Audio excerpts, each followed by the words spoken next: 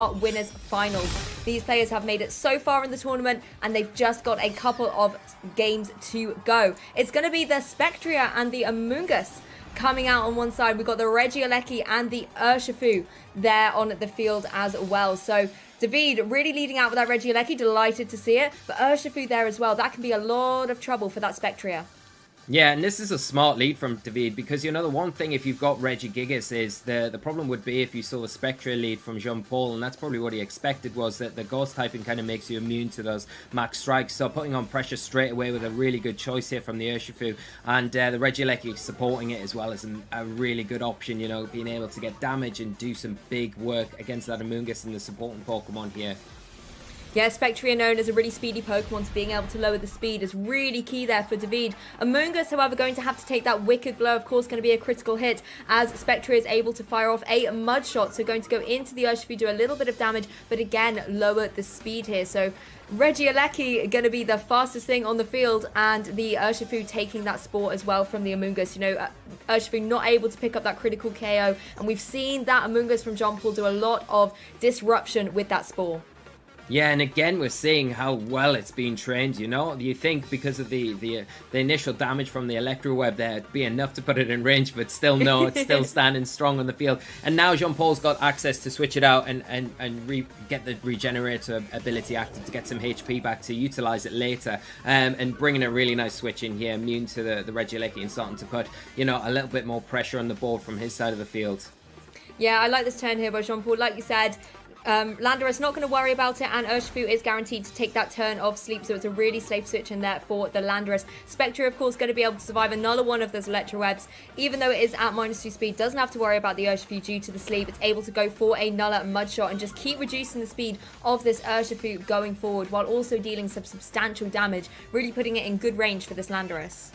Yeah, and if the Landorus now, you know, Jean-Paul might want to go for his Dynamax turn here because he's got the opportunity with the Landorus at speeding that Urshifu to get an Airstream off. It's not affected by anything that the Regieleki's doing, especially if it's locked into that Electro Web. We don't know quite yet, but the Spectre are definitely in a little bit of a bad position. So, you know, if Jean-Paul wants to preserve that for later on, may want to switch the Amoonguss back in, soak up those electric type attacks and get that max Airstream off. And at the same time, you're giving Amoonguss a speed boost as well, which can really benefit you if you really want to disrupt a little bit further with those spores going into the rest of this battle. Exactly, the Amoonguss, like you said, the regenerability is going to give it that little bit extra HP to come back in later on, as Regieleki just goes straight for the Thunderbolt there into the Spectre and is able to pick up the KO.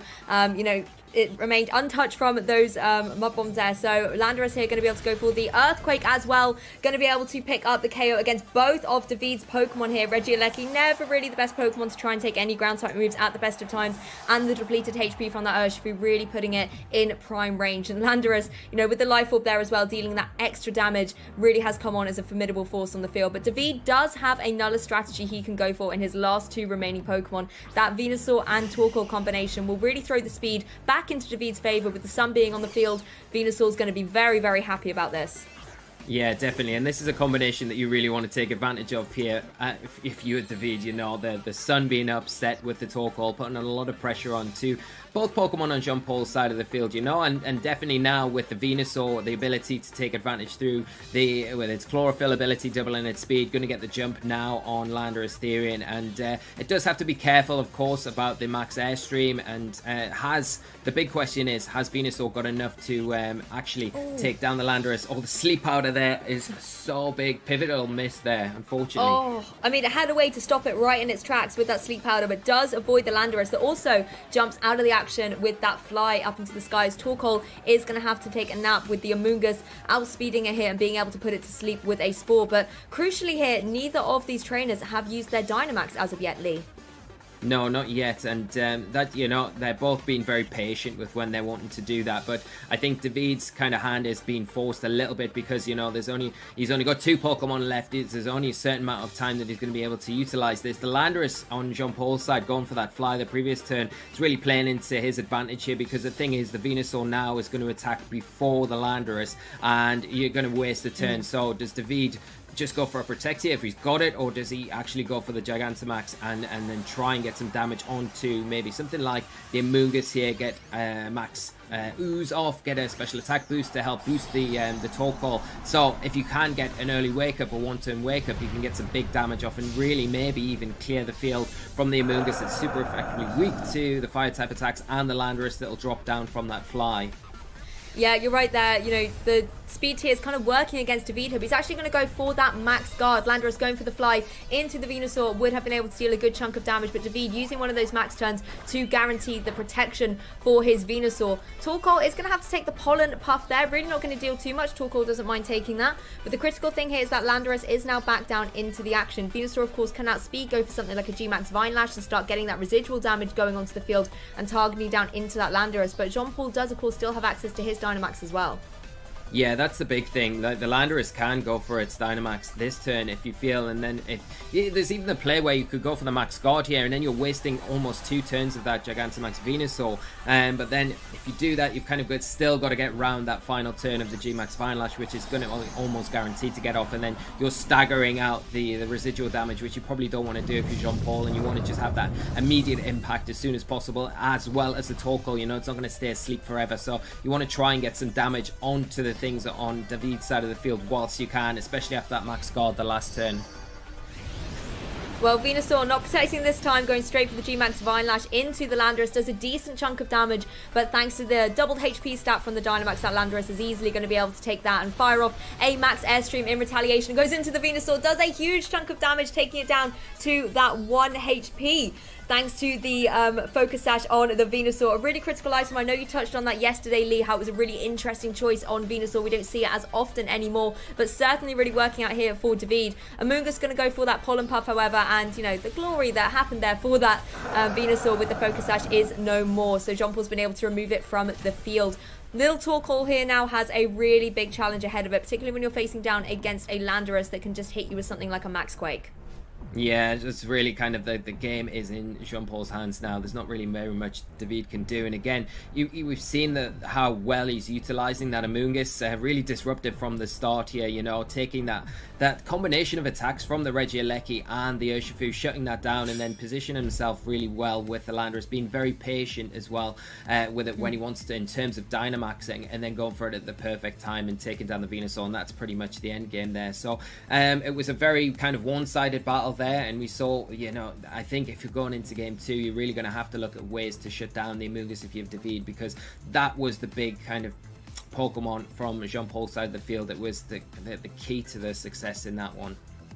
Exactly, Amoonguss doing what it does best and really disrupting the opponent's strategy there, putting lots of Pokemon to sleep. But critically, I think removing that Urshifu threat from the field, you know, being able to survive the double up, like you mentioned, from Regieleki and the Urshifu, just allowed it to put Urshifu to sleep. The speed was constantly being lowered on it as well by the Spectria, that just allowed the path to be carved for Landorus to come in and pick up those really solid KOs. You know, the Max Airstream getting that same type of attack bonus as well through a Dynamax with a Life Orb. That's just something that's going to deal a huge chunk of damage, and you saw how much it did to that Venusaur in Dynamax as well. Yeah, that's the thing, you know, and like if you're Davide, then maybe even thinking about, well, that lead wasn't the worst lead in the world. I could go for that lead again, but this time rather than go for the Electro Web that didn't really get me much of an advantage in that situation, let's go for maybe a more powerful electric type attack, just to get, because you only needed a tiny bit more damage onto that Amoonguss for the Wicked Blow to pick up the knockout. And if you can do that, you can secure that knockout early on. That's a very good trade at that point of the game, because then you've got no worries about the sleep disruption going further into the game. The other option is, of course, he does have that Regigigas and the Weezing combination that we could see here. Like you said, you've seen it many times before, the Max Strike combination to lower the speed of opposing Pokemon, and then take advantage with a taunt from the Weezing potentially onto the Amoonguss. That shuts it down completely. So that is an option as well, and something maybe Davide is looking at going into this next one. Yeah, well, let's jump right into game 2 and maybe see if that Regigigas will make an appearance. Like you said, it's got a lot of versatility. Even something like a G-Max Hailstorm will be able to apply a lot of pressure to the Amoonguss and the Landorus too. But it's going to be a lead out of the Amoonguss and the Spectria on Jean-Paul's side of the field, and Regieleki and Urshifu will be there for Davide. So no changes so far, Lee. No changes at all on the field, and going for the same thing again from both players. And, you know, like what we just mentioned as well, Is David thinking about going for that little bit of a more powerful attack into the Amoonguss to remove it as quick as he can?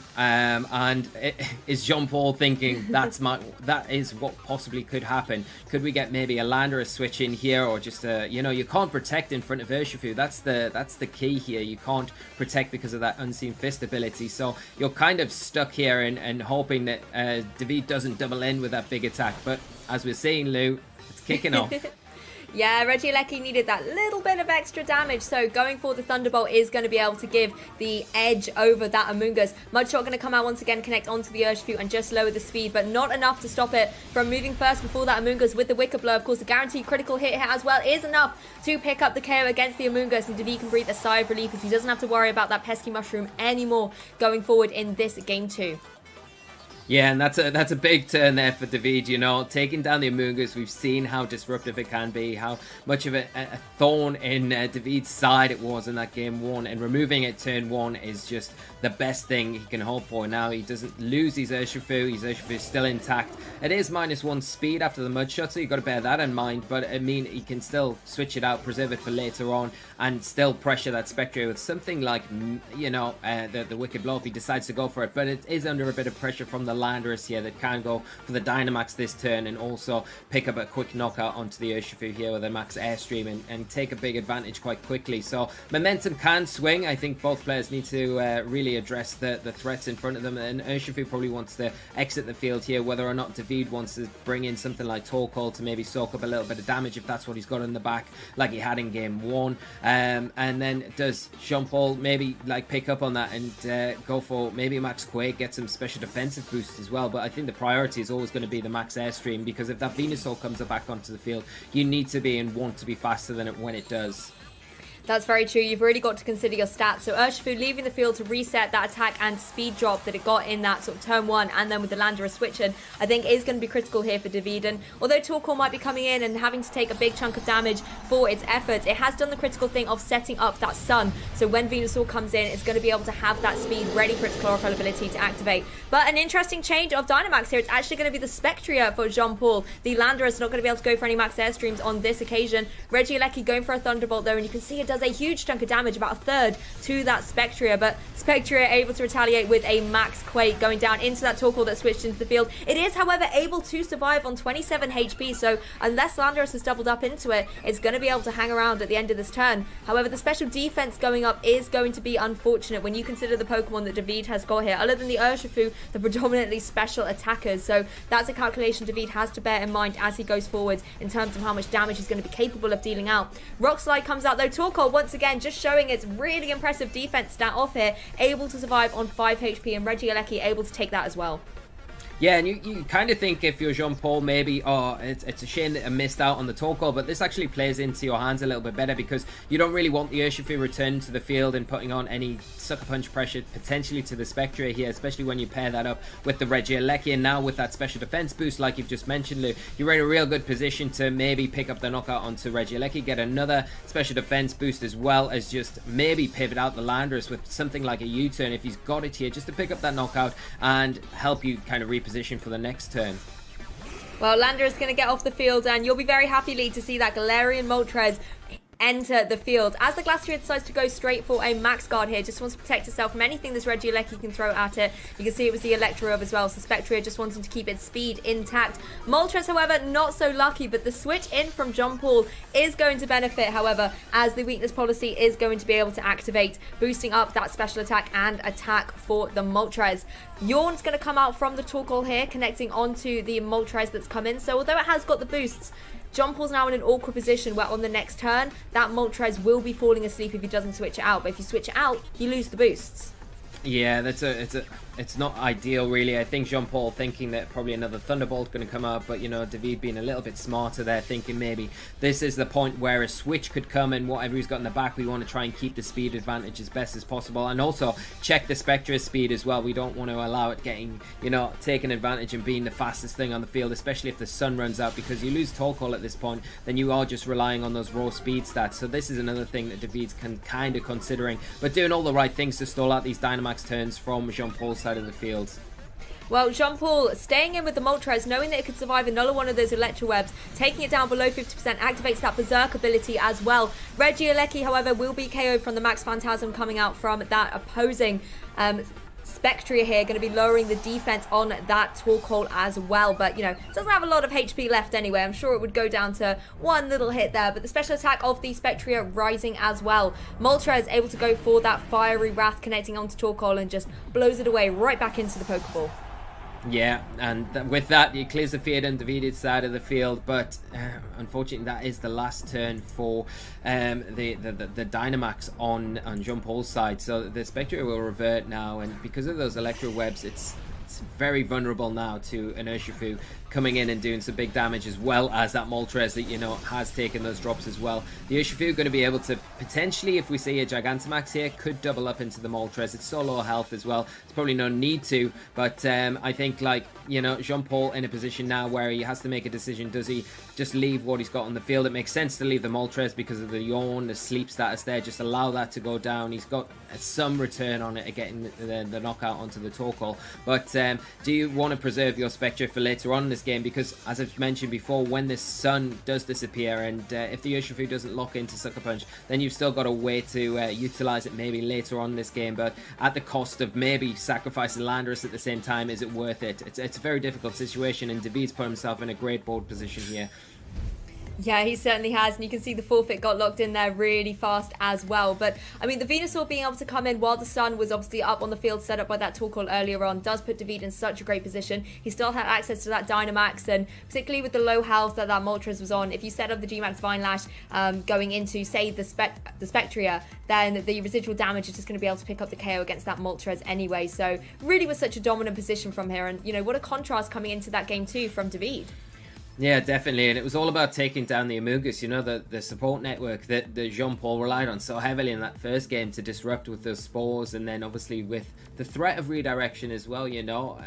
The Amoonguss going down so quickly was like the cog that Jean-Paul relied on, and without it, it became very difficult. He kind of went down a route where Dynamaxing the Spectre was his option, and it didn't really work out for him too well, because I think David did everything well in a way where he was able to manage things with the Electro Web, the Thunderbolt damage, and also utilize the Torkoal with that Yawn, which was very pivotal in shutting down the Moltres and really locking that game out. Because, like I said, at that end point, you were kind of like, do you let both things go down? And then you've got a lone Landorus, which is going to come in against the Dynamax Pokemon that you've probably not got enough to, you know, especially against an Urshifu and a G-Max Venusaur at that point. It's just a little bit too much. But yeah, a total contrast from game one, and it's definitely heating up for game three, because I think there's obviously Jean-Paul is now aware that is an option for David to get rid of the Amoonguss, so he's going to be more aware of that. I don't think that he will allow that to happen again going into a game three, and especially the game where everything is on the line. Oh, 100%. But I think David was really sort of showing off his mastery there. Like you said, preserving that Urshifu in the back for later on to apply pressure to Pokemon like the Spectria was really critical, getting that speed reset. And of course, the masterful play where he really covered all of his options there with the Electro Web and the Yawn combination from the Regieleki and the Torkoal. Just really made sure that he kept himself in that dominant position going into the game. But, you know, Regigigas and Weezing have kind of been benched in games 1 and 2, but let's jump into game 3 and see whether David is maybe going to shake things up dramatically, try and throw Jean-Paul Lopez off his game, or if he's going to stick to the same strategy. There is going to be a change, however, from Jean-Paul. Amoonguss is still here, like you said, that pivotal cog in his team, but this time paired up with the Incineroar, allowing that Intimidate to go straight away onto that Urshifu and apply a little bit of fake-out pressure onto the field. David, however, sticking with the Regieleki and Urshifu combination as his lead. Yeah, the inclusion now of Incineroar is really nice, not only for the Intimidate support onto the Urshifu, but like you say, Lou, the fake-out support that it provides Amoonguss, it allows it the room to actually function like it did in that game 1. It doesn't have to worry about a potential double up here, and it does make David, you know, react to that. So he's going to have to either take something going to sleep or switch out to kind of absorb maybe a potential Spore coming in. Well, the Regieleki is going to have to take the fake out from the Incineroar. The Wicked Blow from the Urshifu once again targeting down into that Amoonguss, but as there can be no double up thanks to the fake out, Urshifu will have to go back to sleep as it did in game 1. But this time Urshifu hasn't taken any damage at the moment.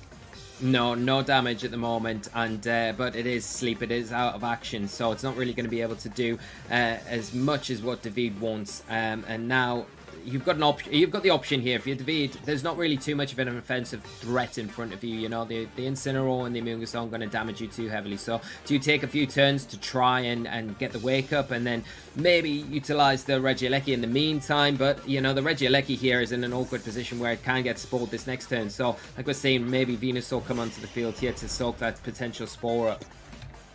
Yeah, and it gives Jean-Paul the nice option to potentially switch in the Landorus. But no, Amoonguss just going to go for the Protect this time. Doesn't want to retreat and set his Regenerator ability up. Just going to stay on the field for a little bit. Incineroar, however, going to be the Pokemon leaving the field and going for that parting shot into the Venusaur that's joined the field. And going to be lowering its special attack by 1 stage. So the damage coming out from Davide's Venusaur will be limited going forward. But again, from Jean-Paul's side, it's still the opportunity to potentially bring in that Landorus. You can apply another Intimidate to the Urshifu, rendering it really useless here on the field.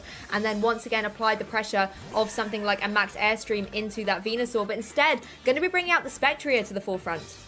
Yeah, interesting. I wonder if Jean-Paul has actually brought the Landorus to this game, maybe sacrificing that and bringing the Incineroar instead, wanting to go down more of a Spectra route. And I think now, if you are Jean-Paul, you've got a couple of options where you can potentially switch the Amoonguss out, reactivate that Regenerate ability, and get the Fake Out back onto the field. But it's risky because you're relying on the Urshifu staying asleep if you do that. Whereas if you keep the Amoonguss out on the field, then you know that you've got that redirection support for the Spectra, and you could maybe go for the Dynamax and go for some big damage and try and remove the Urshifu as quick as you can. Well, the Amoonguss is going to leave and use its Regenerator ability to get a little bit of HP before we see it again. Spectria, however, utilizing its speed that it's got, you know, still intact this time, going for that Nasty Plot. We've seen Nasty Plot on so many Pokemon throughout this tournament, but on Spectria, I think that's a first for me there, Lee. Venusaur going to go for the Leaf Spawn, however, going to target down into the Spectria, do just over about a third of damage, and now reduce its special attack even further. I think it's going to be now at -3. The Urshifu, of course, we saw was still sleeping there as well. Slightly unfortunate there for Davide. You know, some big damage, particularly with one of those critical hits, will really do a lot of damage into that Spectria. Yeah, definitely. And the Venusaur really the -3 now, you know, with its special attack, so it is going to have to switch out. But the inclusion, getting the Incineroar onto the field for Jean-Paul is really nice to like attack into that Urshifu now, because the thing is, you've got the Fake Out support. Even if it does wake up, you've got a way of kind of stopping it, so that is a really nice option. And then with the Nasty Pop boost now, that Spectre is going to be hitting incredibly hard, so you can probably pick up a knockout with that combination Fake Out and then a max move into the Urshifu. So that is something that, you know, Davide's going to have to be aware of as well if he wants to keep this Urshifu for later on. And as we're seeing, he is switching it out. Yeah, I like the way Jean-Paul has kind of countered around that Urshifu, you know, knowing that the sleep turns were ticking away. It had the opportunity to start waking up, so making sure that Fake Out was in the field to be able to protect the Spectria there was a really nice adjustment for him. But speaking of adjustments, Davide is really shaking things up on the field. We see Torkoal join and set up that Sunshine as Regieleki joins, and Torkoal going to take that Fake Out that was intended for the Urshifu. Spectria not Dynamaxing, however, goes for the Mud Shot into the Torkoal. At +2, it is not enough to be able to pick up the KO, but will reduce the speed of Torkoal. But we all know Torkoal doesn't mind that too much. It's a nice and slow Pokemon at the best of times, and regains a little bit of HP with its Citrus Berry. So a lot of board adjustments here for Davide.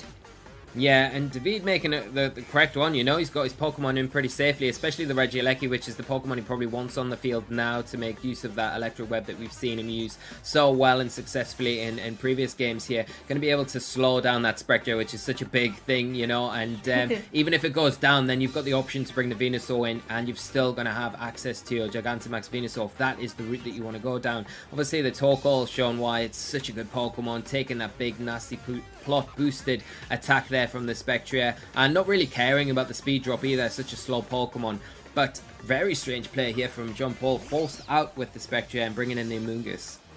Yeah, just removes the Spectria from play here. Doesn't want to take any potential speed drop. And another way to reduce the speed is by going for those Thunder Waves. And then you also get the additional chance of paralyzing your opponent. Amoonguss is going to have to take that as Snarl comes out from the Incineroar. So going to be lowering the special attack on both of these special attacking Pokemon. So Jean-Paul really trying to negate the offensive pressure that Davide has access to. But Torkoal not going to be going for any physical attack here. Going for another one of those Yawns into the Incineroar. Going to potentially force it to switch out. But being an Incineroar, it's known for kind of switching in and out of a battle, so it can reset that Intimidate and Fake Out, and we know it has Parting Shot as well, Lee.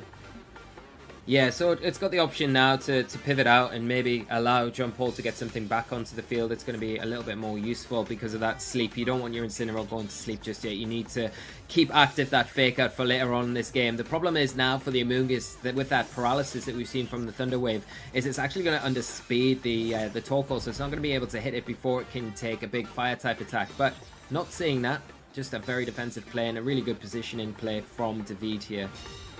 Yeah, well, the Regieleki going for the Protect, Davide calling that was going to be the target of the parting shot, so Incineroar will be forced to stay in on the field and go to sleep at the end of this turn. Davide, however, did manage to capitalise on that additionally by switching out the Torkoal for that Urshifu, so it's going to come back onto the field, have the potential to wake up and fire off a big damaging attack.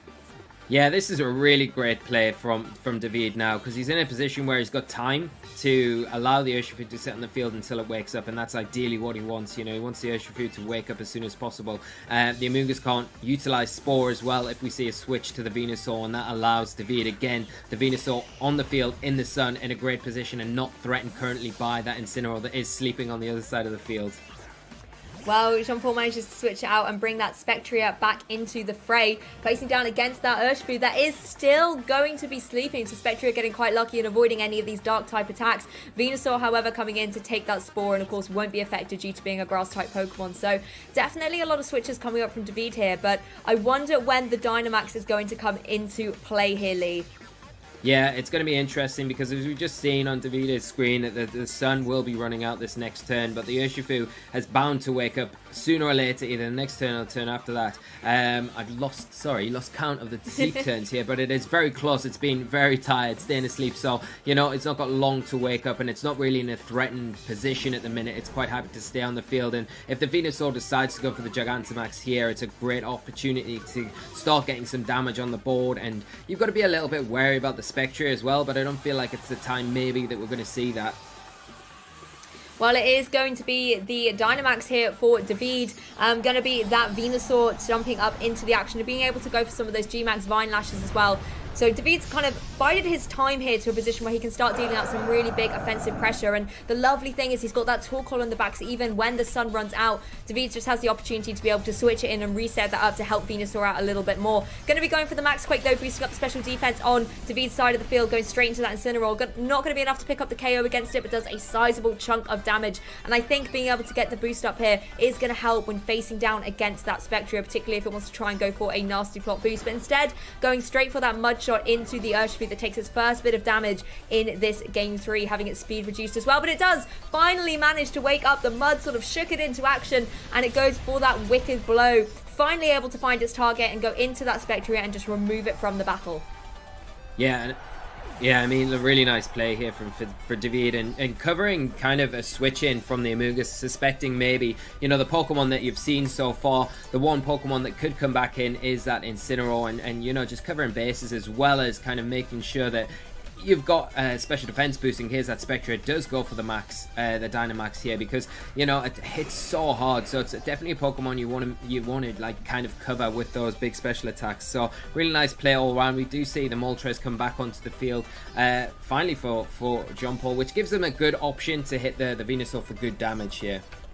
Yeah, really interesting to see that, as you said, Lee, he did not bring that Landorus. It's going to be the Moltres as his fourth and final Pokemon. So interesting though that John Paul doesn't have the utility to go for those max airstreams. Potentially the Venusaur can feel a little bit safer here in terms of its position. You know, it's at its full HP at the moment, but we saw how much that airstream did previously. But we know that Moltres can carry something like the Nasty Plot, and if it gets boosted up and Davide doesn't have a way to shut it down, then it can start dealing huge damage through Davide's team. But no Nasty Plot boost here. Jean Paul just wants to get into the Dynamax action as well, and Dynamaxes up that Galarian Moltres. And going for, you know, a lot of the sort of dark type moves it can deal out, it can start reducing the special defense, potentially rolling through with more max moves and dealing even more damage. But first of all, the Max Quake's going to go into Incineroar, and we know that's going to be able to pick up the KO. And Davide really now playing around in the face of this Moltres, getting those special defense boosts up just to prepare itself to take a max move in return.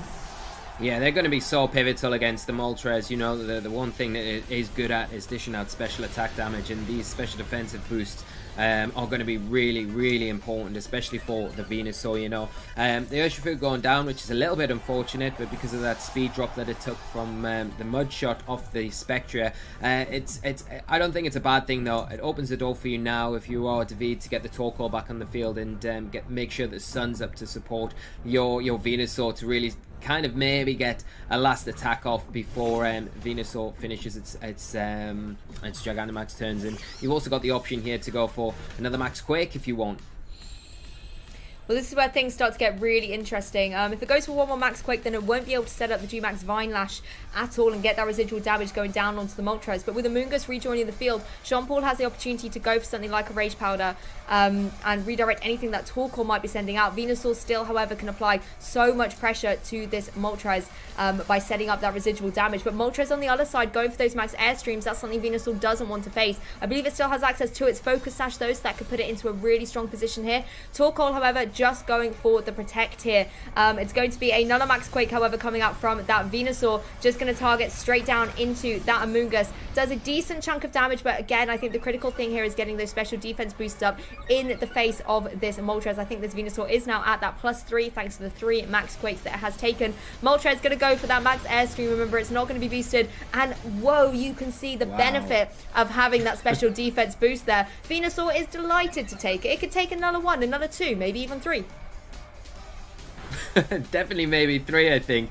Yeah, really taking that very comfortably after those special defense boosts. Maybe not going to be the same kind of picture going into this next turn, but the thing is, the Venusaur we have seen on Davide, he does have access to that Sleep Powder, which can really, you know, on the other hand, you know, we've seen how that Amoonguss really disrupted Davide's side of the field. Now the Venusaur, coins flipped, has got the option to really disrupt Jean-Paul's side, and especially disrupting in the middle of a turn where your Pokemon is Dynamax is really detrimental to kind of getting any sort of grip on a match here. So if that hits, it's going to be really difficult for him to come back from. Well, Venusaur goes straight for the Sleep Powder into that Moltres, you know, boosted up by the sun. The Moltres hasn't been able to outspeed yet thanks to these Max Airstreams. It just picks up the sleep on Moltres. Torkoal going to follow up with the Yawn, but of course it's going to fail here on this occasion as Amoonguss goes for the Spore. So lots of sleep being thrown around, but I do like the way that Davide did cover that just in case the Sleep Powder was going to miss onto that Moltres. Having the 100% accurate Spore, the Yawn on there following up was just going to allow it to go to sleep on the following turn. Either way, Davide wanted to see it take a nap. Yeah, and it's a nice way to just, like you say, just cover that just in case, because Sleep Powder isn't the most accurate move. We've already seen it miss in this set already, so, you know, just making sure if it does, then you're kind of covering bases with the Torkoal there. But not coming into play. The Moltres now finishes up its Dynamax turns and going to be in a bit of an awkward position because the Amoonguss just doesn't have the damage output to hit the Venusaur, and the Venusaur pretty free to just dish out the damage, and Moltres, if it is relying on something like Hurricane, going to find it a lot more difficult in the sun than it would in normal situations.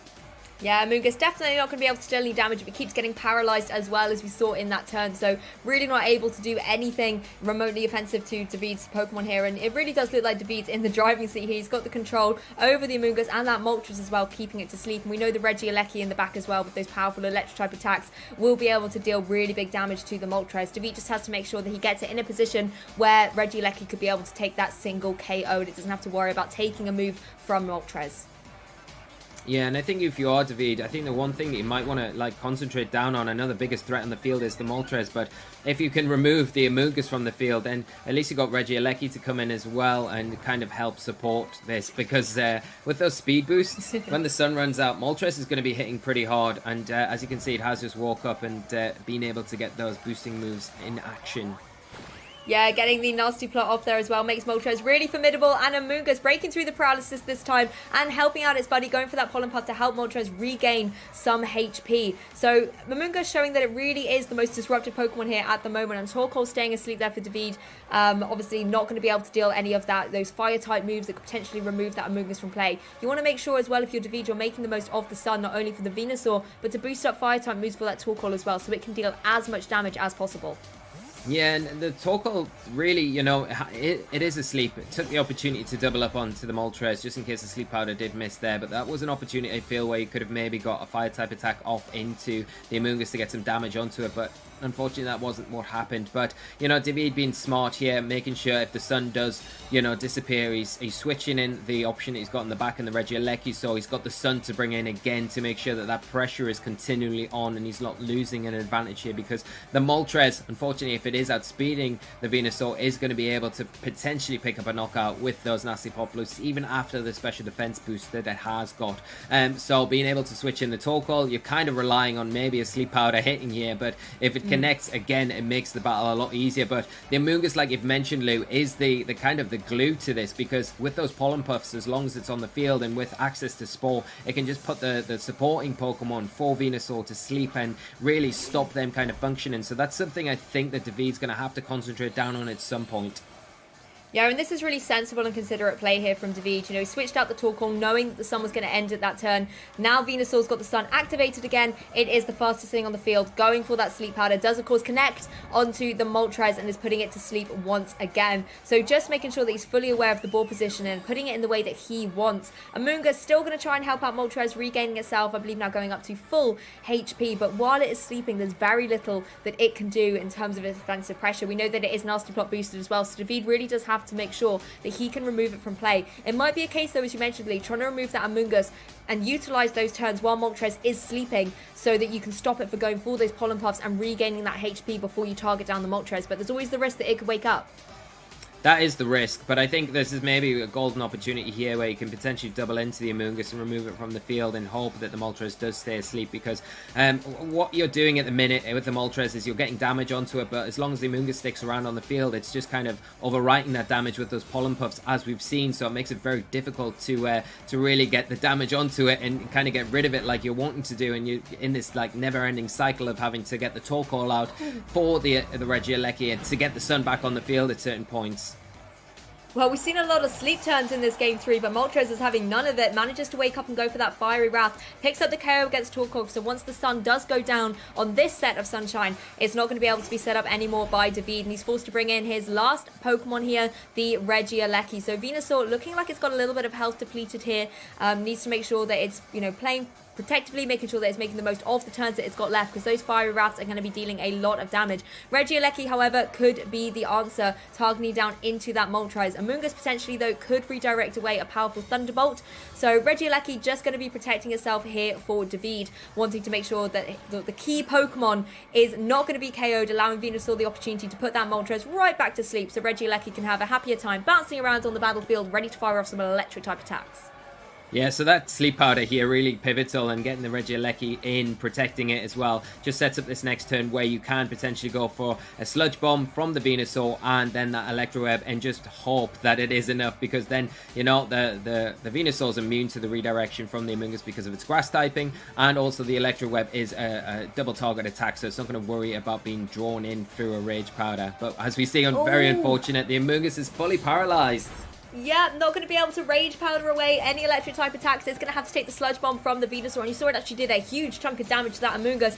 Regieleki, however, able to capitalize and go into that Moltres and remove it from the field. David didn't want to double up into that Amoonguss and remove it, decided to utilize the opportunity, and even if the Rage Powder had managed to redirect, it would have been able to, I think, pick up the KO against that Amoonguss with the dwindled HP it had remaining, and then as long as Moltres stayed asleep, Regieleki could target it onto the next turn. But, I mean, really great play there by David, making sure that Regieleki was protected. I'm always going to be a fan of anyone